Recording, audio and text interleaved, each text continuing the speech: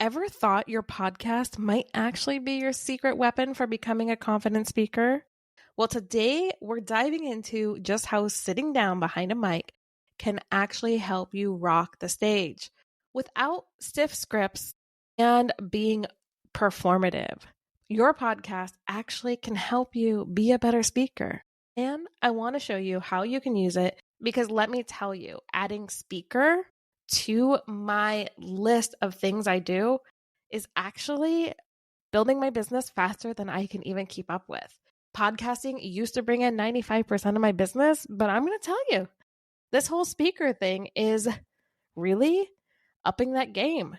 And I'm going to share with you why you need to start using your podcast as your secret weapon to maybe getting out to bigger markets without having to be a slave to social. Are you ready? Let's go.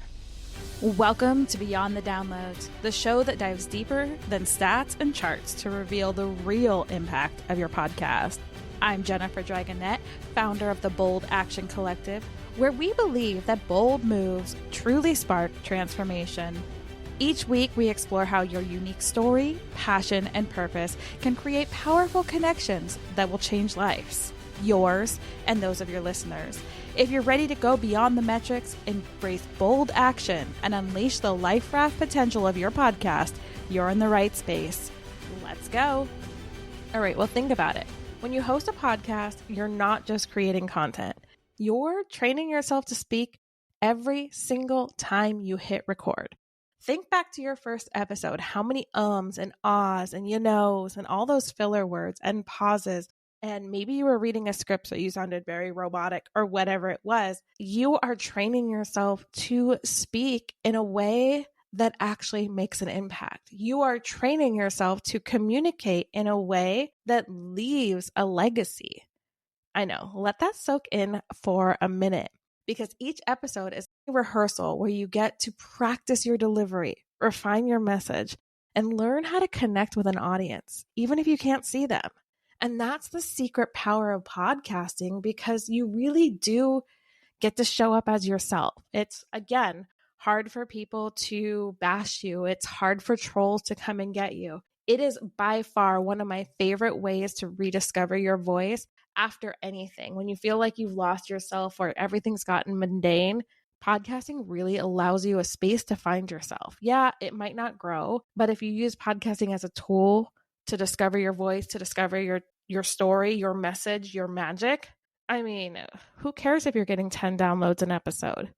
That discovery piece is gold, is a gold mine for everything you do in your life and business. Think of it this way. Your podcast is like a mini speaker reel in the making.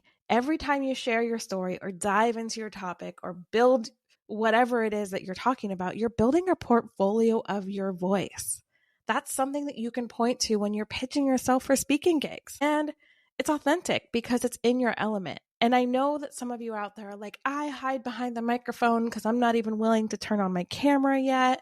I don't like people. I'm an introvert. But remember, you can also do speaking gigs online. You can do summits. You can do all these other things. But let me tell you, being in the room, being on stage, as someone who's an introvert, not the center of attention, the wallflower, it's one of the most terrifying yet the most rewarding things that I've ever done.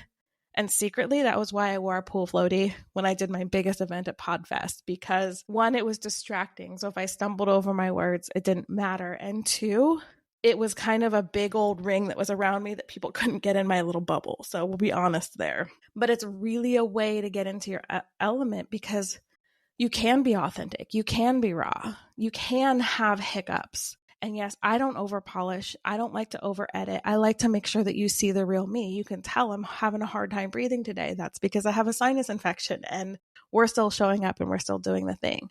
But here's the coolest part of podcasting and the coolest part of using podcasting to develop your skills as a speaker is this helps you stay flexible.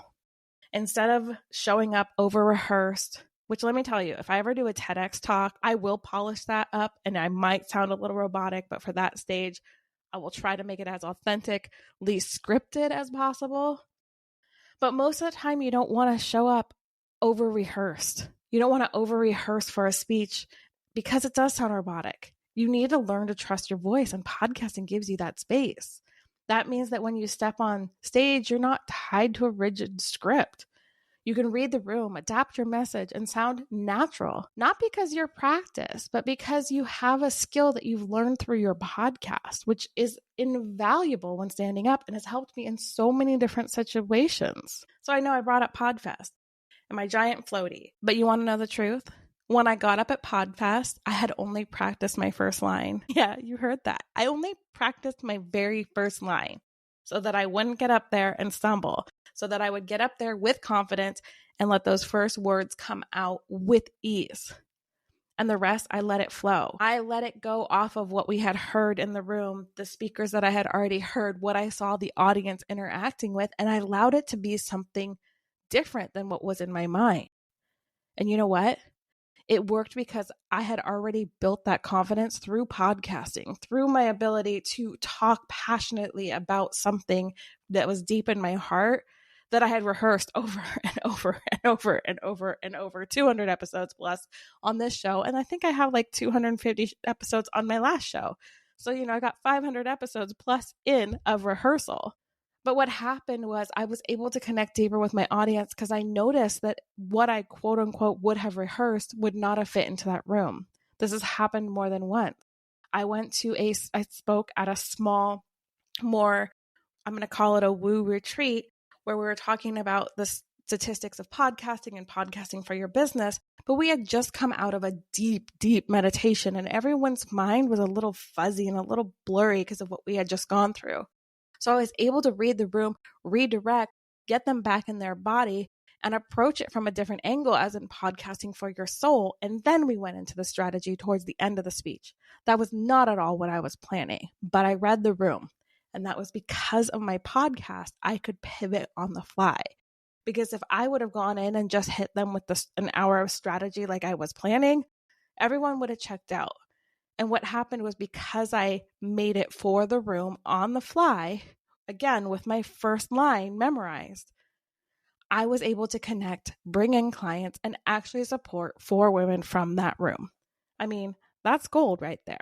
Because when you're not tied to a rigid script and you can read the room, you can get on stage, you really can connect. And that's what this is all about. I know that a lot of us want to go viral and chase the numbers and all of those things. But connection is the actual piece of the podcast that you're going to want more than anything.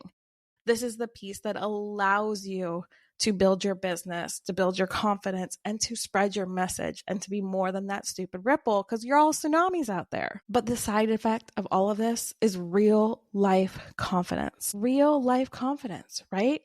Again, I got up on Podfest stage. That was a big stage. Only practiced my first line. I had built-in confidence because I shared my message through my podcast. My podcast has allowed me to go through many iterations of myself. It's kind of like a journal that has supported my audience also, if you think about it. And I see it a lot. My favorite story, and you've heard it over and over again, was the lady that came to me. She was one of the top salespersons. I'm talking top 20 persons in the company altogether. And by the end of it, she started a 501c to help survivors from cults and from abuse. Because she was able to shift through her story, see what was coming out, see who she was interviewing, and she found her passion. Podcasting is so freaking amazing. And this is the same thing I'm doing next month in October. And you can still join us. It's in Michigan. Her voice, her stage. If you have never talked on a stage, this is a great place to start because you don't even have to pitch if you don't want to be a speaker. You can just pay to be a speaker. And that's amazing because you'll get that practice in a room that's going to support you. So I'll put the link in the show notes if you want to do that and you want to get some support. And of course, if you show up, you'll get a hug from me. And if you want to hang out, just let me know because I'm going early and I'm staying late. Go figure. But here's the thing is that what attracted me to this smaller event for her voice, her stage, is that it really is allowing me to step more into the podcasting for your soul messaging. It's so scary for me to add the woo into here. You hear me talk strategy all the time. I'm still talking strategy right now. But what happened is every time I step on stage and I read the room, it goes more into the your story of someone's life raft, the soulfulness of podcasting. Yeah, I can teach you strategy all day long, But your podcast teaches you the soul. And this is exactly what it's going to do in any message. Because once your message, your gift becomes part of your soul, stepping on stage becomes easier. Am I going to say it's like, oh my goodness, not nerve-wracking, and you're sitting there and you hear all the advice like picture everyone naked or whatever? Don't do that. You'll giggle. It's fun. But it's not as scary as you think. So maybe find a small room. Maybe start with a virtual event. Put yourself all out there and go on a big stage, It depends on what you want to do. But podcasting gives you that real life experience to have the confidence to be able to speak in a manner that looks way different than other people. I watch speeches and there's polished speeches that they sound robotic.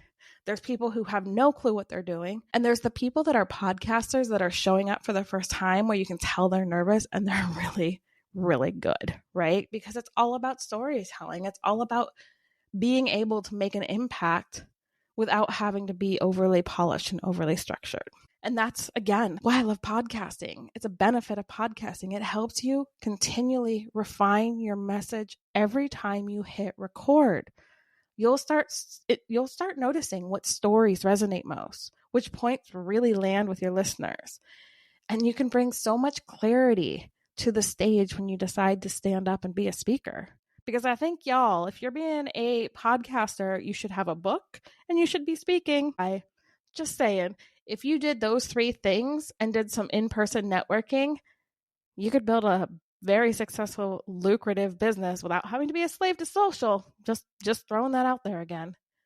That's what I'm doing. Your podcast is really that testing ground where you can see what's clicking, what's resonating, and what's bringing people into your business before you bring it in front of a live audience. And again, that live audience could be an online summit. I like in person live better because I like hugs, but that's neither here nor there. So it's all really about that comfort and that authenticity. The more you podcast, the more confident you're going to get with your own voice and your own style. So when you do finally step on that stage, you're not trying to be someone else. You're not trying to pack yourself into a suit if a suit's not for you. You're not trying to wear a lab coat and a stethoscope if that's not how you run your naturopathic doctors. In reality, it's really about being you, because you are what's going to make the impact. You are what's going to stand out. Someone else is probably doing what you're doing. So what do you have to bring to the table? Your uniqueness, your you-ness. That's the magic. That's the magic. Come on, be the magic. And that's truly what's going to make you an impactful speaker, like hands down. So if this is resonating with you, I want to give you a 10-minute action step that you can take this week to move you forward in maybe being a speaker or for sure being a speaker. It's a practical week, all right? I want you to get this. This week, I want you to record a short 10-minute episode on a topic you're passionate about. But here's the thing. Here's the kicker. You only get to script your first line to get you started. Then let yourself riff. But the magic here is 10 minutes. If you have 15 minutes, then give yourself 15 minutes. But I want this to be a shorter, tighter version of what you're passionate about. Got that? So again, you're going to record a 10, maybe 15-minute episode on a topic you're passionate about. You're going to script the first line, and then you're going to let yourself riff. Pay attention to how it feels to speak naturally and trust yourself. That's your practice. Because if you can get really good at the short and tight speeches, let me tell you, I had to do a 5-minute speech with 20 slides. That was the hardest thing I've ever done. These hour-long conversations and keynotes, so easy in comparison. But if you can get yourself to passionately talk about something for 10 to 15 minutes with just that first line to kick you off, you're gold. You're ready for the stage. You can do it. And if you're struggling, come hang out with us over in the collective. We're going through this together, one episode, one stage at a time. And there's 3 levels. So you can join us on the free call every month. It's a hot seat call. So everybody gets a chance. If they get really busy, we'll have to rearrange that. But everybody gets a chance and a spotlight for a few minutes where we can talk these things out. We can find your practical thing. We can figure out if you're ready for the stage or your messaging or whatever it is that you need that week. There's a free group hot seat inside the collective. And then, of course, there's the deeper levels where you can really go into the mastermind side of it. And my masterminds are so different than everyone else because I only make you make a month commitment. I mean, what do you have to lose? So come in, join our free collective community, or come into the mastermind. We'd love to see you there. I am so excited for all of these things. I'm so excited to be on stage. If you want to come to Michigan, you know where to reach me. Just DM me on all the platforms. Although I don't post consistently, I do consistently check my DMs because community and connection are my jam. Anyways, I want you to go out and make today amazing because you are beautiful, you are wonderful, you are worthy. Now go do the thing.